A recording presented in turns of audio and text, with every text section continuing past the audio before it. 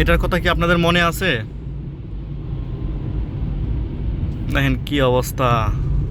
এক সময় ঢাকা শহর একদম, আপনার যে ডেঞ্জার মুভি আছে না, একদম সারা দেশ মানে ভূমিকম্প এবং যুদ্ধ যুদ্ধ মানে যুদ্ধবিগ্রস্ত এলাকার মতো এরকম হয়ে গেছিলো ঢাকা শহর।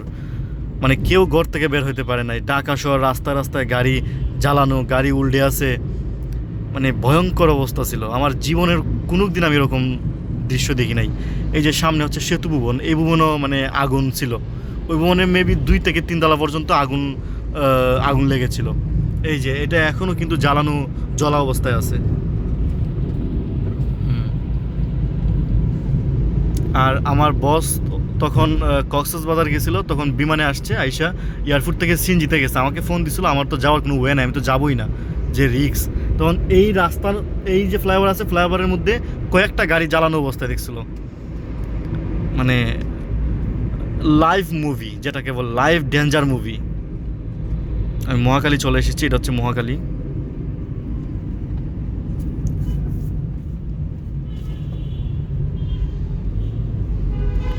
সুবাহানাল্লাহ, এনাগাড়ি এবং অনেক গাড়িগুলো ঢাকার বাইরে থেকে ঢাকায় এসে ঢুকেছে।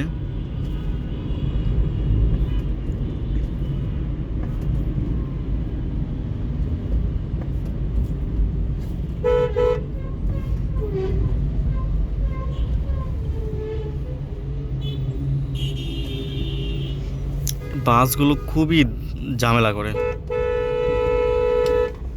মানে হুটহাট করে রাস্তার মধ্যখানে দাঁড় করে দেয়, কোনো ঠিক টাইম নাই, টাইম টেবিল নাই। এটা হচ্ছে এলিভেটর এক্সপ্রেস। আমার এটার উপর দিয়ে আসার কথা ছিল, আমি এটার উপর দিয়ে আসি নাই। আমার গাড়ির যিনি মহাজন আছেন, ওনার 80 টাকা সেভ করলাম। যাই হোক, আমি রাস্তা ফাঁকা পাইছি, ওই জন্য টান দিয়ে চলে আসছি, উপরে দিয়ে আর যাই নাই। ওই রাস্তাটা হচ্ছে আপনার কমপক্ষে 5-6 তলা উপরে, 8 তলা উপর দিয়েও গেছে অনেক জায়গায়। আমি শিওর না, আমার কাছে এরকমই মনে হয়।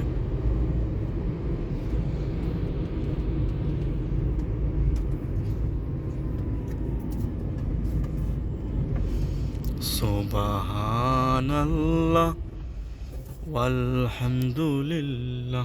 বাসগুলোকে চিনে রাখেন, ওই বাসগুলো খুবই খারাপ। এগুলো তো রাস্তার মধ্যে পার্কিং করছেই। এই যে বাসটা আসতেছে, মানে শৌরিন না কি যেন বাসটার নাম, রাস্তার মধ্যখানে একবার লোক নামাইতেছে। অভদ্র বাস, বাসের ড্রাইভার অভদ্র, বাস তো অভদ্র না। বাসগুলো তো এমনি রাস্তার মধ্যখানে পার্কিং করে একদম রাস্তা দিছে বরবাদ করে।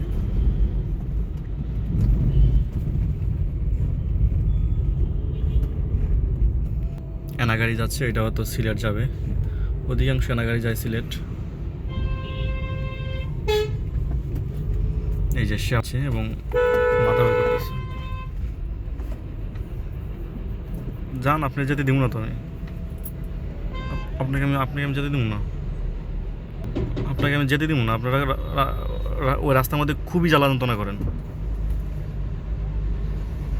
যাই হোক, সবাই ভালো থাকবেন, সুস্থ থাকবেন। বাসগুলো খুবই ফাজিল। আসসালামু আলাইকুম, আল্লাহ হাফেজ।